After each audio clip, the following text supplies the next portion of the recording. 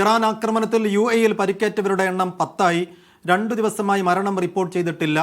UAE-യിലെ മുഴുവൻ വിദ്യാഭ്യാസ സ്ഥാപനങ്ങൾക്ക് മാർച്ച് 9 മുതൽ 22 വരെ വസന്തകാല അവധി പ്രഖ്യാപിച്ചു. UAE വിമാന കമ്പനികൾ സർവീസ് ആരംഭിക്കുന്നത് അടുത്തയാഴ്ചയിലേക്ക് മാറ്റി. എന്നാൽ എയർ ഇന്ത്യ എക്സ്പ്രസ് നാളെ പുലർച്ചെ മുതൽ റാസൽ ഖൈമ വഴി പ്രത്യേക സർവീസ് പ്രഖ്യാപിച്ചു. കൊച്ചിയിലേക്കും സർവീസ് ഉണ്ടാകും. ഷിനോജ് ഷംസുദ്ദീൻ വീണ്ടും വിശദാംശങ്ങളുമായി. ഷിനോജ്, UAE-യിൽ നിന്നുള്ള വിമാന സർവീസുകളുടെ കാര്യത്തിലുള്ള പുതിയ അപ്ഡേറ്റ്, ഒപ്പം മുടങ്ങിക്കിടക്കുന്ന വിദ്യാഭ്യാസ സ്ഥാപനങ്ങളിലെ അല്ലെങ്കിൽ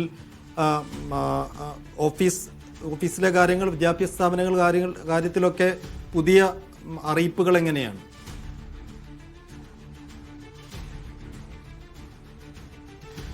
സൈഫു, ഇന്നും UAE-ക്ക് നേരെ ആക്രമണം ഉണ്ടായിരുന്നു. വിവിധ ഭാഗങ്ങളിൽ ഡ്രോണുകളും മിസൈലുകളും പ്രത്യക്ഷപ്പെട്ടിരുന്നു.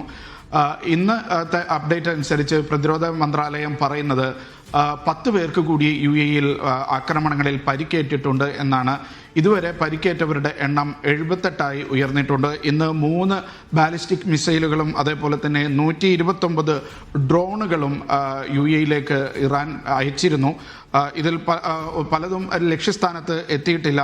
ഇതിൽ 8 ഡ്രോണുകളാണ് രാജ്യത്ത് പതിച്ച് പലയിടത്തും നേരിയ തോതിലെങ്കിലും നാശമുണ്ടാക്കിയത് എന്നാണ് UAE പ്രതിരോധ മന്ത്രാലയം അറിയിച്ചിട്ടുള്ളത്. നേരത്തെ സൂചിപ്പിച്ച പോലെ UAE-യിലെ വിദ്യാഭ്യാസ സ്ഥാപനങ്ങൾക്ക് മാർച്ച് 9 മുതൽ മാർച്ച് 22 വരെ വസന്തകാല അവധി പ്രഖ്യാപിച്ചിരിക്കുകയാണ്.